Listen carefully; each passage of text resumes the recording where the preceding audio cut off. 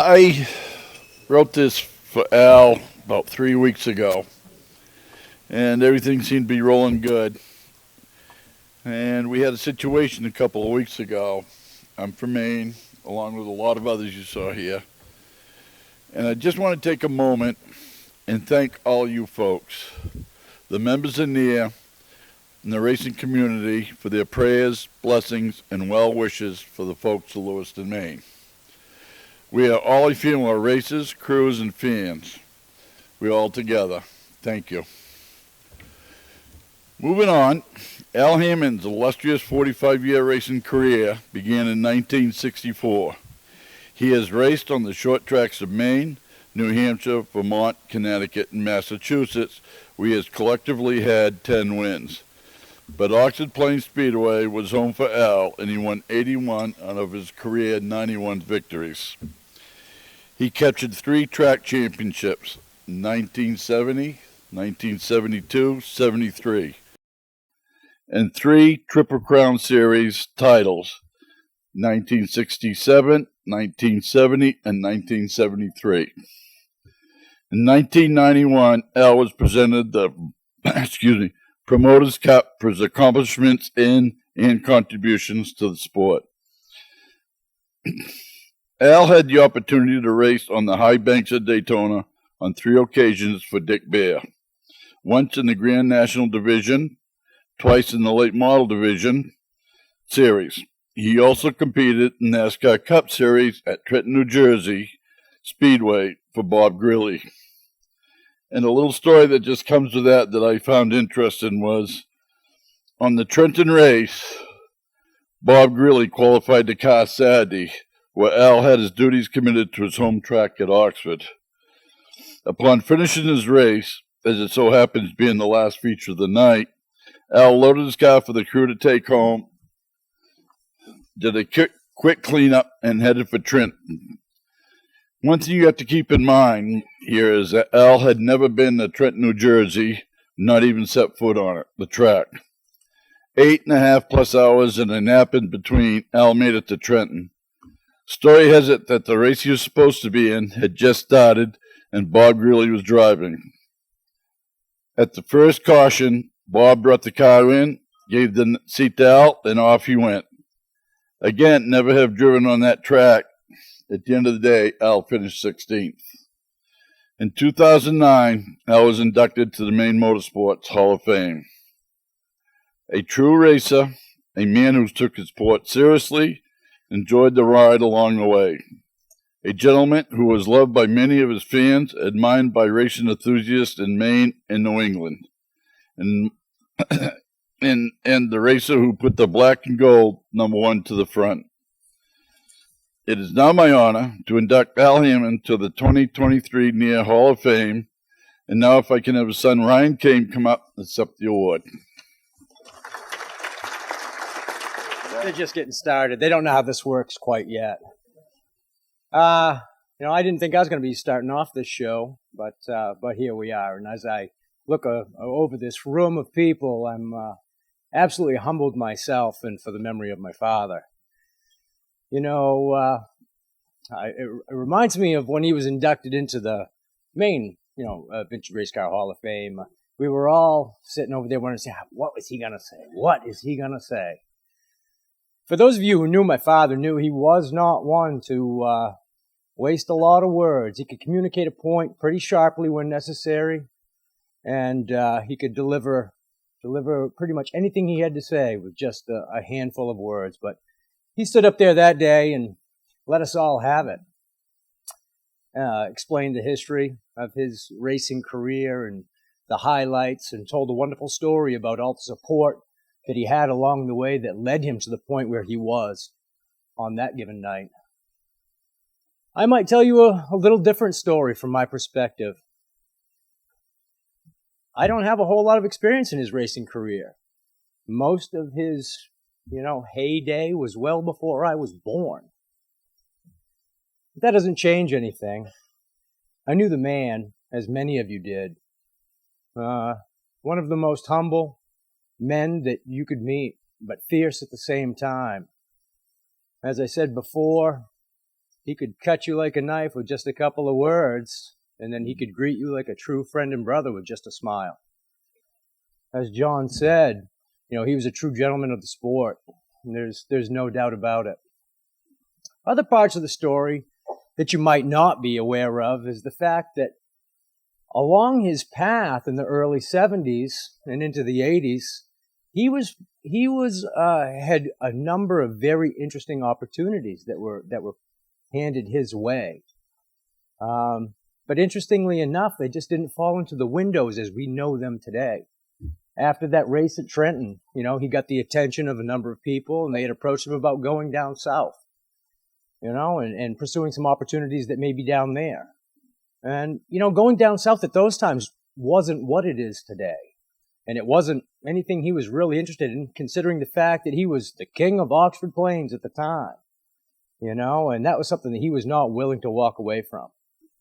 And he was the king of Oxford Plains for a good long time. And the record stands for itself. Another interesting thing is that he may, as I've heard it, may have been offered a ride at one point in that period of time, which he wasn't so certain that he was that ride was going to be the thing for him. He wasn't sure it was going to be well funded enough.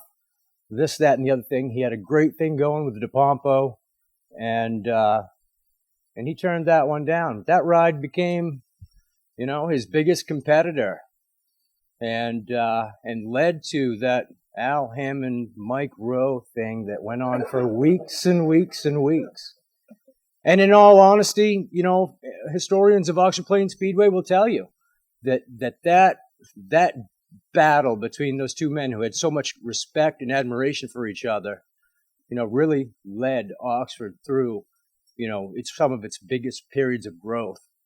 I know that, my father was incredibly loyal to Oxford Plains, and he was incredibly loyal to the promoters and owners of the track.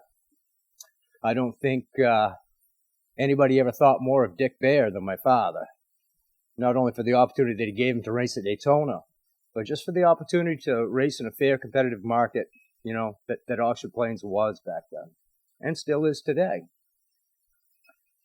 But he had a few sad days along the way.